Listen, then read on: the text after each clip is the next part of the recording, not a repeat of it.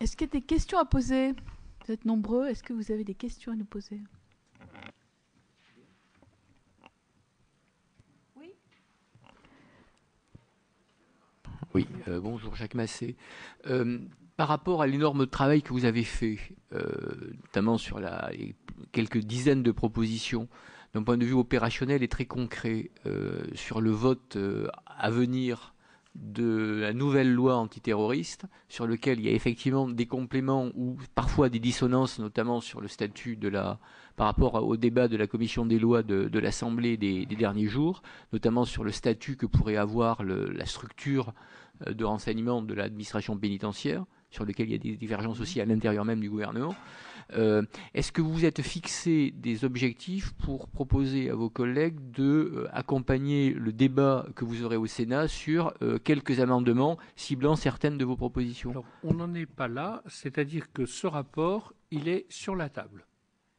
Il est donc sur la table du Sénat, il est bien entendu sur la table du gouvernement, et la loi renseignement, c'est pas la loi antiterroriste, c'est la loi renseignement, qui est en discussion à l'Assemblée nationale la semaine prochaine, va venir au Sénat.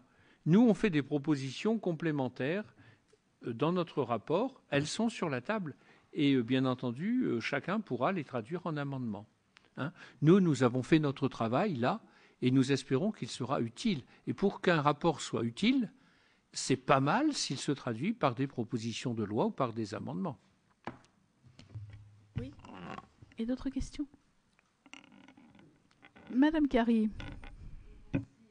La présidente, je voulais revenir sur ce qui a été dit au sujet de la prévention.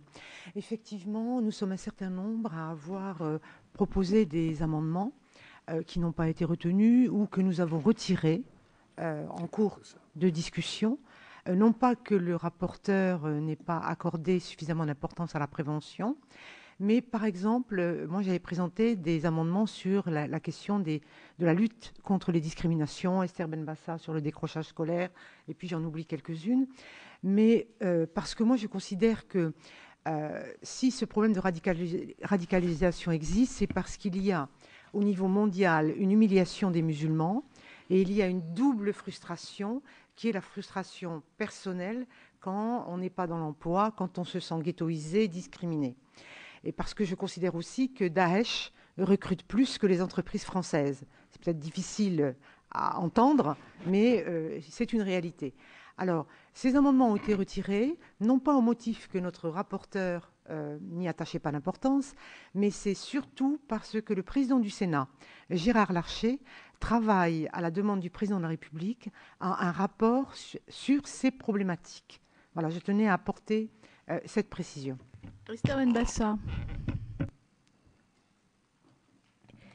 Je suivrai ce que ma collègue a dit, mais comme j'ai fait un texte pour Monsieur Larcher, le rapport de Monsieur Larcher concerne davantage les valeurs républicaines.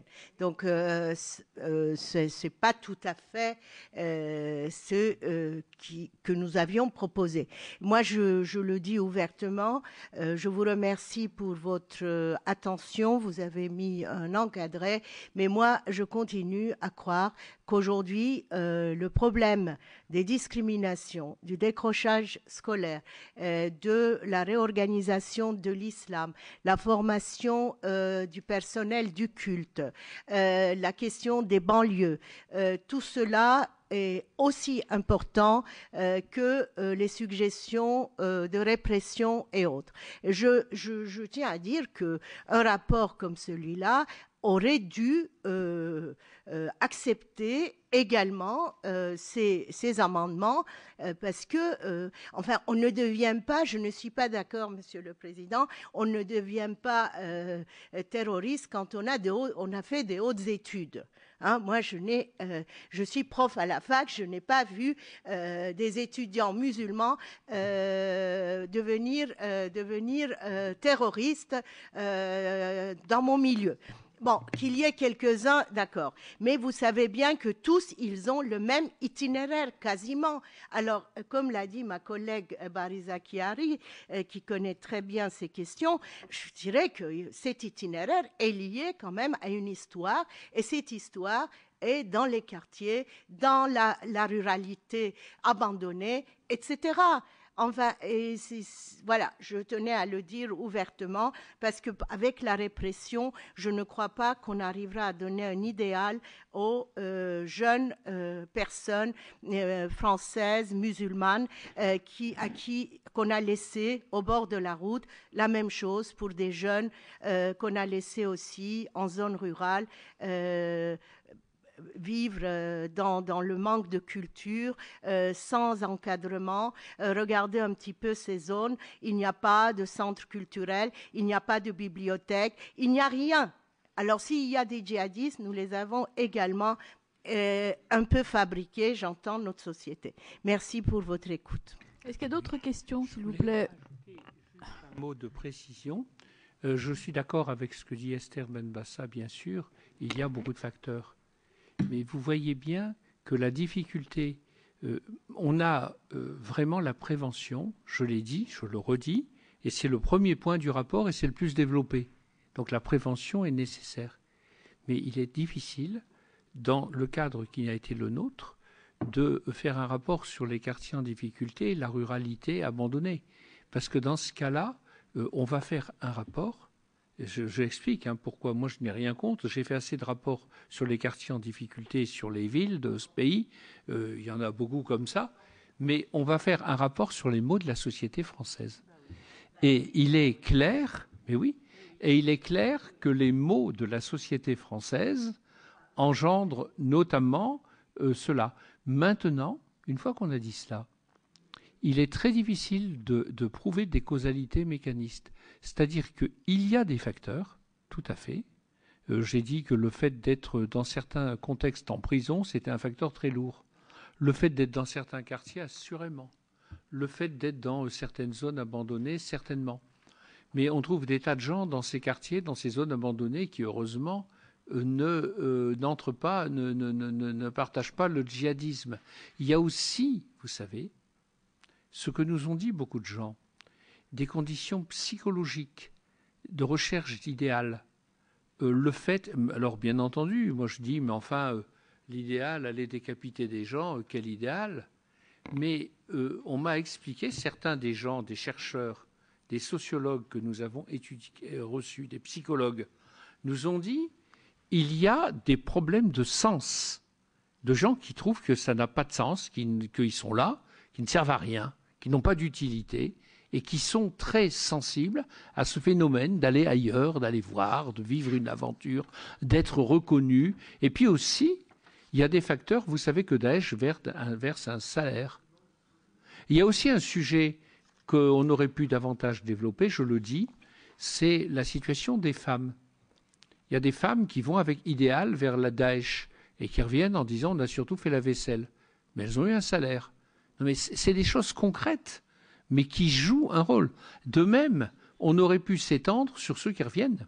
Alors il y a des propositions, il y a des développements, mais ceux qui reviennent, on a remarqué qu'ils tiennent des discours de repentis stéréotypés, comme s'ils les avaient appris par cœur, enfin comme si c'était... Alors, et c'est important la formation de la justice, parce que les gens qui reviennent, il faut qu'on puisse prouver leur implication dans un acte terroriste. Donc il faut que la justice ait les moyens de le faire. Et il faut distinguer entre ceux qui tiennent des discours stéréotypés et qui ne se repentent pas du tout, et ceux qui se repentent et qui peuvent être très utiles quand on essaie de faire du contre-discours pour persuader d'autres de ne pas souscrire à ces tentations morbides et terribles. Enfin, bon, voilà, c'est un fléau. Oui, je vous en prie.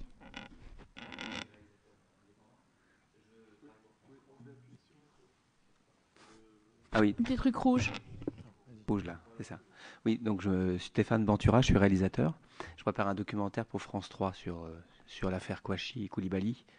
et justement 30 ans de politique sociale, donc ça m'intéresse beaucoup. Est-ce que dans ce rapport, vous avez aussi étudié d'éventuels manquements ou corrections à apporter à l'enquête quand on voit qu'il y a eu un suivi, qu'il a été abandonné par la police? Est-ce que tout ça a été pris en compte? Oui. Vous avez eu accès à l'enquête? C'est un sujet terrible, parce que il est terrible, mais c'est un vrai sujet. Moi, je ne sais pas comment vous répondre, mais je vais vous répondre.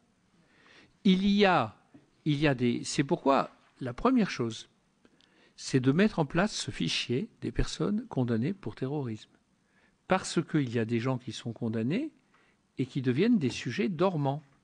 Vous voyez bien, il y a des personnes, on n'a pas entendu parler pendant 2 ans. Donc la police dit, il n'y a pas de raison de mettre des moyens pour surveiller cette personne particulièrement. Donc c'est un défi très difficile, parce que je crois qu'il faut... je suis d'accord, hein, j'ai dit tout ce qu'il y avait pour la prévention. Il faut aussi qu'on fasse de la surveillance et du contrôle, et ça demande beaucoup de moyens. Beaucoup de moyens. Et donc, là encore, on est sur cette question. D'ailleurs, si vous interrogez les syndicats de la police, ils vous le diront, je crois, de manière très claire. Mais pour répondre à votre question, on n'a pas pu avoir accès au dossier parce que c'est une procédure judiciaire qui est en cours et les commissions d'enquête n'ont pas accès au dossier judiciaire, les procédures en cours. Donc, sur le dossier en question. Tu as une dame, madame? On pourrait considérer qu'en tant qu'élu de la nation, vous pouvez avoir accès à certains, non pas forcément pièces du dossier, mais surtout sur des faits qui ont pu être révélés par... C'est lié à la Constitution de la République française, oui, non, mais... qui est fondée sur la séparation des pouvoirs. Non, mais je m'excuse, mais c'est la réalité. Et qui font que les parlementaires, y compris dans une commission d'enquête où nous avons pu convoquer qui nous avons voulu, et toutes les personnes ont prêté serment de dire la vérité, toute la vérité, etc. Hein? Mais vous auriez pu vous pencher sur l'enquête des Buttes-Chaumont. Elle est fermée, elle a été jugée et condamnée. Vous pouvez vous poser dessus. Entrer dans le processus judiciaire. On n'a pas le droit, c'est tout. La filière des Buttes-Chaumont, ils ont été jugés et condamnés. L'évasion de Belkacem en 2010 a été jugée et condamnée. On en parle dans le rapport. C'est ça. Donc vous avez pu accéder aux policiers qui ont fait ces enquêtes? On en parle dans le rapport. Vous verrez. Mais on peut peut-être plus développer. Oui, c'est la première partie. Juste, madame. Oui, Florence Stiom, France Culture. Sur la question des retours, sur quelle ligne vous situez-vous? Est-ce que c'est une ligne essentiellement répressive ou, à l'image de certains pays européens, est-ce que vous voyez des possibilités ou des intérêts à un accompagnement au retour de certaines personnes? Je parle évidemment de celles qui n'auraient pas, a priori, commis d'actes terroristes. Alors notre réponse est très claire, elle est dans le rapport. C'est-à-dire que quand quelqu'un revient, tout le monde a le droit de se tromper. Tout le monde a le droit de revenir à de meilleurs sentiments. Tout le monde a le droit de fuir les horreurs. Et tout le monde a le droit d'être horrifié par les décapitations et les crucifixions qui ont lieu là-bas. Bon, une personne arrive, c'est un citoyen français, c'est un concitoyen. De deux choses l'une, soyons très clairs. Ou il a commis des actes terroristes, y compris à l'étranger. Et dans ce cas, il relève de la justice. Et il ne peut pas se soustraire à la justice. Et la justice ne peut pas se soustraire à sa tâche par rapport à lui. Ou bien il n'y a aucun fait, il n'a rien fait d'autre que de prendre l'avion dans un sens et dans l'autre sens. Bon. Et dans ce cas-là, il est bien qu'il y ait un accompagnement social, un accompagnement précis, parce que la question des retours est très difficile. Hein, on a reçu les gens qui s'en occupent. Elle est très difficile. Parce que, comme j'ai dit tout à l'heure, il y a des discours stéréotypés. Et on peut avoir quelqu'un qui revient la main sur le cœur en disant « Voilà, je croyais que j'allais pour l'humanitaire, et puis je me suis rendu compte que, ou j'ai changé d'avis. » Et qui, en fait, je m'excuse de dire les choses comme elles sont, est un dormant et risque de se réveiller parce qu'il a appris là-bas qu'il fallait commettre des attentats contre les mécréants que nous sommes, et il peut devenir quelqu'un de dangereux et l'être. Mais il est aussi possible qu'il soit de totale bonne foi, d'où la grande vigilance dans la détection, dans l'accompagnement, et la grande nécessité que la justice travaille, mais travaille aussi en lien avec les éducateurs, travailleurs sociaux, avec toute la chaîne, finalement, de la société. Alors, Jean-Yves Lecomte et Jacques Legendre. Merci Madame la Présidente. Oui, vous avez parlé des contributions, disons, en désaccord. Moi, ce n'est pas une contribution en désaccord. J'ai souhaité mettre une précision sur la manière dont il fallait aborder les propositions qui sont dans le rapport et qui concernent la régulation d'Internet. Par contre, je voulais revenir sur question soulevée par Esther Benbassa et Barry Zacharie, parce que finalement, dans les auditions qu'on a faites, on ne peut pas regarder le phénomène djihadiste en France sans considérer aussi, sans savoir que finalement il y a aussi beaucoup de départs du Maroc ou de Tunisie et que c'est pas par refus de l'islam dans ces pays. Donc je pense qu'il faut plutôt parler de fragilité de la société, nos fragilités étant celles qui, en France, ont été évoquées par nos deux collègues. Mais que c'est ça qui provoque ces départs plus que exclusivement ça, surtout quand on constate le nombre de plus en plus important de nouveaux convertis et par conséquent de gens qui ne peuvent pas intrinsèquement être d'abord considérés comme se ressentir comme rejetés de la société par la religion qu'ils ont depuis, qu'ils devraient avoir depuis la naissance. Donc ça, je crois que c'est important de le dire. Je crois qu'on a été tous aussi très frappés par l'audition d'une personne qui avait passé un moment à Guantanamo et qui nous a dit combien sa connaissance de la religion lui avait permis de résister aux manipulations que on a voulu, aux tentatives d'exploitation de la religion, parce que sa connaissance lui permettait de réfuter un certain nombre d'affirmations sur le fait si tu es un bon musulman, tu dois faire ça, tu dois faire ça. Et lui, sa connaissance lui a permis de refuser ça. Et je crois que c'est important parce que ça permet, dans le débat sur la laïcité et le rôle de la religion, d'expliciter pourquoi la question du fait religieux est importante pour pouvoir appréhender ce sujet. Merci beaucoup. Jacques Lejean, s'il vous plaît. Oui, merci Madame la Présidente. Je voudrais dire qu'au sein de la Commission, nous avons eu aussi un débat sur la médiatisation des événements djihadistes.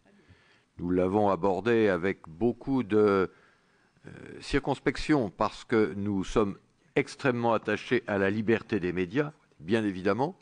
Nous ne pouvons pas non plus ne pas voir que parfois la façon dont il est rendu compte des événements djihadistes peut mettre en danger la vie de personnes qui sont menacées par les djihadistes. Et donc là, ça appelle à une éthique de responsabilité. Et par ailleurs, il faut faire attention aussi à ce que le rendu de ces événements ne favorise pas parfois sur des esprits faibles une certaine héroïsation du comportement djihadiste. Donc voilà, je crois qu'on l'a abordé, on n'a pas voulu faire de préconisation absolue parce que nous entendons respecter évidemment la liberté des médias qui est un acquis républicain fondamental, mais je voulais dire que la Commission n'est pas passée à côté de ce problème et qu'on en trouvera trace dans le rapport. Et vous y êtes pour beaucoup. Merci beaucoup. Est-ce qu'il y a d'autres questions? Oui. Oui, en ce qui me concerne, j'avais insisté et je crois qu'il ne faut pas oublier d'évoquer la difficulté qu'on a à appréhender ce sujet. Et il faut considérer surtout que celui qui tombe dans le djihadisme est une victime, par essence. Il n'y a pas d'issue. Et il faut bien entendu comprendre certains de nos collègues qui, par ce rapport, ont une certaine frustration, parce qu'évidemment, dans un rapport, on ne peut pas tout mettre. Le rapporteur l'a bien dit. Mais moi, j'insiste sur un fait que nous étions peut-être partis, certains, avec des points de vue très divergents. Ça nous a permis, dans le cadre de l'intérêt général qui a motivé l'ensemble des sénateurs et sénatrices qui se sont impliqués, à être pragmatiques et à adopter ce rapport à l'unanimité. C'est quand même là-dessus que je voudrais insister, pour vous dire que la plupart d'entre nous, nous sommes aussi élus locaux et que nous sommes confrontés aux réalités du terrain. Et ces réalités du terrain font que ce rapport, comme tout rapport, n'est pas une fin en soi et qu'il appartient à chacun d'entre nous, notamment dans les domaines de la prévention, de continuer notre travail qui se traduira par d'autres contributions dans d'autres volets d'examen de lois diverses et variées qui vont arriver au Sénat. Et effectivement, le président du Sénat, en faisant un travail sur les valeurs fondamentales de la République. Je crois qu'on est au cœur du sujet. Et après, il est évident que c'est les moyens que la société décidera de mettre, pas pour lutter contre ce phénomène, mais pour le bien vivre ensemble, qui auront un effet, on va dire, sur une partie du djihadisme, parce que notre collègue l'a très bien dit, hein, le djihadisme, suivant les pays, a des formes diverses et variées, et moi j'avais insisté, et je crois qu'on peut aussi le constater, sur une dérive quand même sectaire qui s'éloigne beaucoup de la religion, même du fondamentalisme religieux. Merci, Michel Forissier. Est-ce qu'il y a d'autres questions parmi les journalistes studieux qui tweetent? Oui, monsieur. Raphaël Proust, l'opinion. Sur Internet, on assiste quand même ces derniers mois à une multiplication des mesures de contrôle, de surveillance. Choisissez votre mot. Il y en a certaines dans votre rapport. Quand même, comment s'assurer que toutes ces dispositions vont bien servir à la répression du terrorisme et uniquement du terrorisme et qu'on n'assiste pas à des atteintes à la liberté d'expression ou à la vie privée ou autre, par exemple? Cette question est importante. C'est pourquoi nous attachons dans la lettre du rapport une importance aussi au droit et aux préconisations de la CNIL, qui pourtant parfois suscitent bien des commentaires, hein, et nous sommes placés pour le savoir.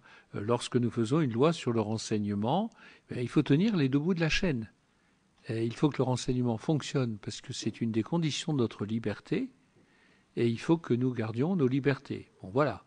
La liberté première, c'est de ne pas être décapité. Bon, il faut quand même prendre des mesures pour empêcher ces horreurs. Voilà, empêcher ces horreurs.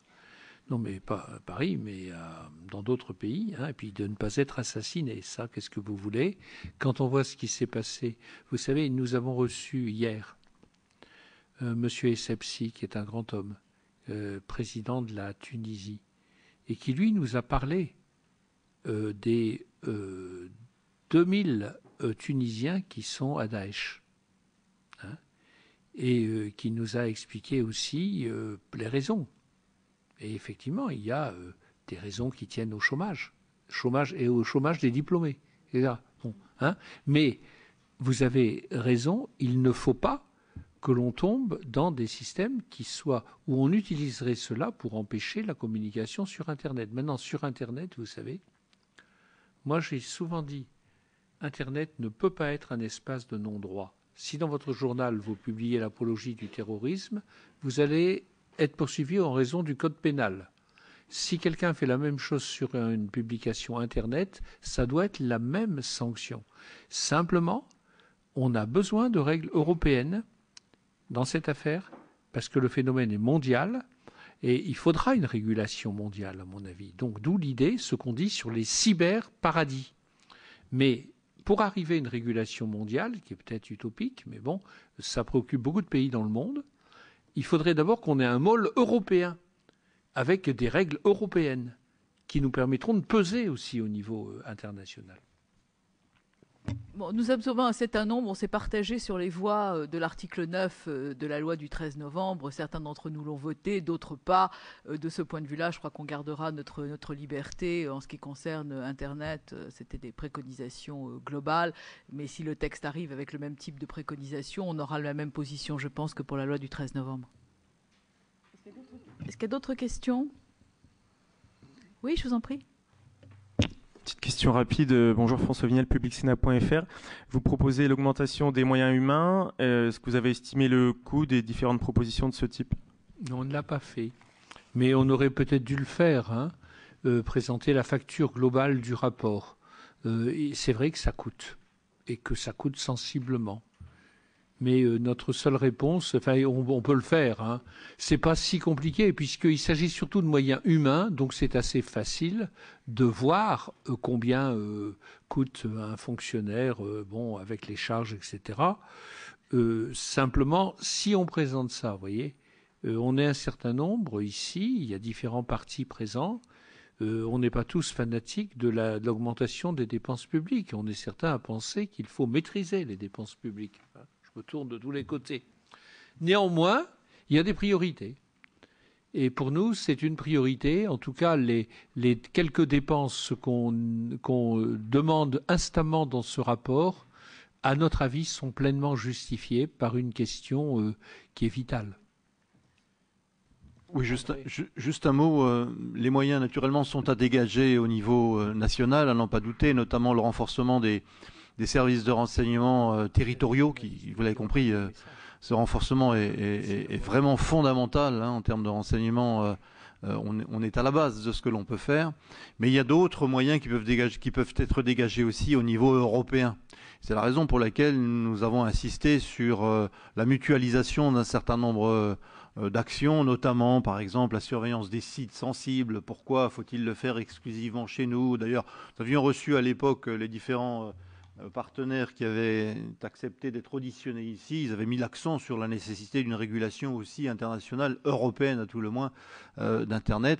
Bon, vous avez compris aussi ce que disait le rapporteur tout à l'heure sur le code frontière Schengen, le corps des gardes frontières qui pourraient venir épauler un certain nombre de pays qui font pas franchement ce qu'ils devraient normalement faire. Et c'est un euphémisme ce que je suis en train de dire là, parce que c'est par charité chrétienne que je n'en dis pas plus. Mais je peux vous assurer que ce corps de garde-frontières doit absolument être créé, et pour le coup, il serait pris en charge par le budget de Schengen, donc de l'Union européenne essentiellement. Voilà.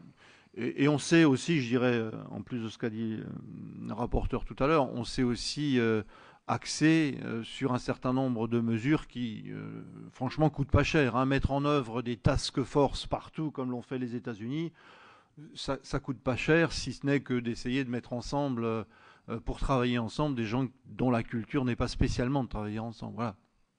Alors, pour répondre un peu à votre question, entre Charlie et aujourd'hui, le ministère de l'Intérieur a dépensé probablement avec celui de la Défense plus de 900 millions d'euros.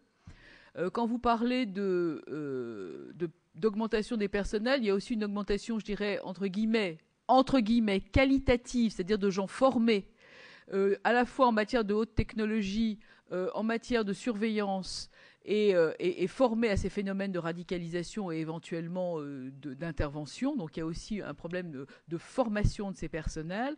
J'ajoute que dans les préconisations du rapport, à je ne sais pas quel numéro, la Commission a décidé de façon très judicieuse de demander au gouvernement un jaune budgétaire, de façon à pouvoir suivre, puisqu'on est quand même ici au Parlement, parce que pour l'instant, les budgets liés au terrorisme, etc., sont pas identifiés, ni en personnel, ni en moyens, ni en logiciel. Et donc, sur proposition, la Commission a adopté un amendement qui vise à solliciter le gouvernement. C'est pas contraire à la LOLF, à la loi d'orientation des finances publiques. Au contraire, donc d'avoir un document budgétaire qui va nous permettre de suivre les dépenses. C'est-à-dire qu'on pourra, d'un exercice budgétaire sur l'autre, suivre l'évolution des dépenses, à la fois en personnel, à la fois en matériel, et donc d'avoir un suivi de ces dépenses qui sont des dépenses absolument indispensables au moment où le budget militaire est à l'os. Alors, c'est la proposition numéro 14, sur laquelle j'ai été passé pour ne pas rallonger le propos. Est-ce qu'il y a d'autres questions? Oui, je vous en prie. Donc, je suis Wassim Nasr, je suis journaliste à France 24. Donc, j'ai une question très très simple. Vous avez beaucoup parlé de formation. Qui est-ce qui va former ces gens? Et est-ce que ces gens qui vont être formés vont être opérationnels très vite? Et donc, vous allez où est-ce que vous allez trouver les compétences humaines? Alors, il y a un vrai sujet qui est abordé dans le rapport. Et c'est pourquoi on demande une démarche interministérielle pour bâtir ces outils-là. Mais moi, je vais vous répondre aussi clairement. Je pense que ceux qui sont les mieux placés, ce sont les universitaires de ce pays. Parce que je fais confiance à l'université parce qu'il y a beaucoup de connaissances scientifiques du phénomène. Il y a eu un colloque très intéressant organisé par Fethi Ben Slama et l'université Paris Diderot pour étudier pendant 2 jours le phénomène de radicalisation. Et quel discours de déradicalisation, de contre-discours il faut donner Moi, je dis qu'il y a un certain nombre de travaux scientifiques, de travaux de sociologues, de travaux de psychologues, de travaux d'analystes qui peuvent être tirés à profit. Parce que je me méfie, voyez-vous, du bricolage en la matière. Et il ne s'agit pas de dire quelques bonnes paroles pour que quelqu'un change d'avis ou se remette en cause par rapport à des choses auxquelles il s'est mis à croire de manière quelquefois sectaire, abusive, folle. Excusez-moi, je voudrais juste repréciser ce que je voulais dire tout à l'heure, peut-être pour apporter peut-être une réponse. Ma question sur le fond de l'enquête et les manquements, est-ce qu'elle vous aurait pas permis aussi d'éviter de tomber dans le 11 septembre français, qui a été, les Américains aujourd'hui se plaignent pas mal des abus de pouvoir de la NSA et du système policier américain. Est-ce que tout simplement déjà des remarques sur le fonctionnement de l'enquête et des services permettraient de pas de les affiner et de optimiser? Bon, vous avez tout à fait raison. On est allé aux États-Unis. On a parlé avec des gens, notamment avec un sénateur qui avait voté contre le Patriot Act. Il n'y en a pas beaucoup, M. Murphy. Il y en a deux, il était un des deux. Et on a vu la manière dont le Patriot Act est relativisé aujourd'hui, y compris aux États-Unis. Notre projet n'est surtout pas de faire un Patriot Act. Et c'est d'être, bon, c'est tout, d'être sans faiblesse, c'est-à-dire d'être ferme, d'être déterminé pour lutter contre ce mal. Parce que qui dira qu'il ne faut pas lutter? On ne va pas démissionner, au contraire. Mais en même temps, dans le respect du droit. Bon, voilà. Donc, nos propositions à cet égard, je crois, sont équilibrées et sont réalistes. C'est-à-dire que on a beaucoup de propositions techniques, c'est vrai, mais on le revendique. Parce que, si vous voulez, les discours généraux sont toujours très intéressants. Moi, je les aime. Ça se voit. J'aime beaucoup les discours généraux, mais je crois que de temps en temps, chère Esther, il faut se faire violence et il faut avoir des mesures concrètes, susceptibles d'être appliquées. Voilà. Et voilà, alors là, on se rejoint. Pardonnez-moi, quand vous parliez de formation, excusez-moi, monsieur. Quand vous parliez de formation de quel type de personnel, de quel type de... Parce qu'on peut avoir la formation des aumôniers, comme la formation des policiers, comme la formation des... Donc de quel... Parce qu'on voit tout ce qui est mis en place jusqu'à là, c'est vraiment du bricolage, comme vous avez très bien dit. Et donc moi, je me demande qui est-ce qui va former les renseignements, qui est-ce qui va former les instituts, qui est-ce qui va former les prochains aumôniers. Voilà, moi j'ai été invité à la Grande Mosquée de Lyon l'été dernier pour expliquer à un parterre d'imams comment ça se passe sur Internet. Tous les imams étaient étrangers. Donc comment on va rendre audible à des jeunes de 3e génération qui sont en rébellion, comment ils vont écouter un discours d'imams qui font tout pour s'intégrer? Parce qu'ils s'ils ne sont pas imams, ils rentrent chez eux. Donc on marche sur la tête un peu. Qui va former tout le monde?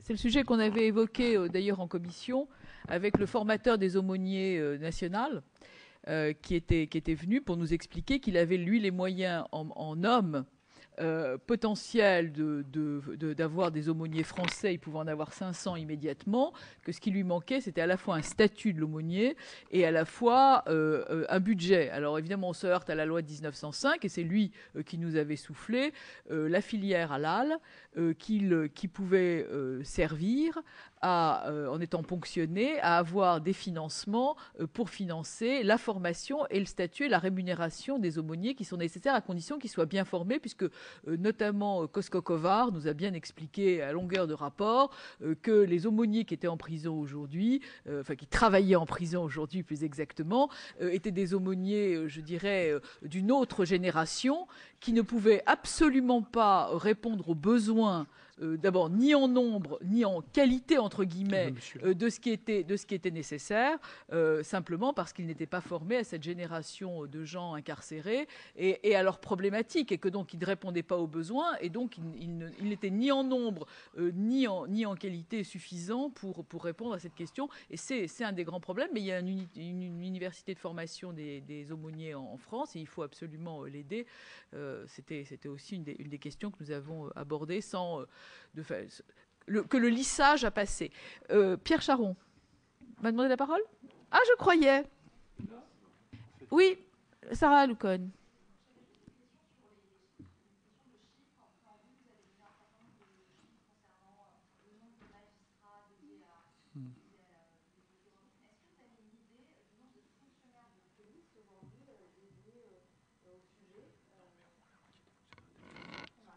Non. On peut dire que la moitié des fonctionnaires de police, d'une manière ou d'une autre, sont impliqués dans la lutte contre le terrorisme. Je dis bien d'une manière ou d'une autre.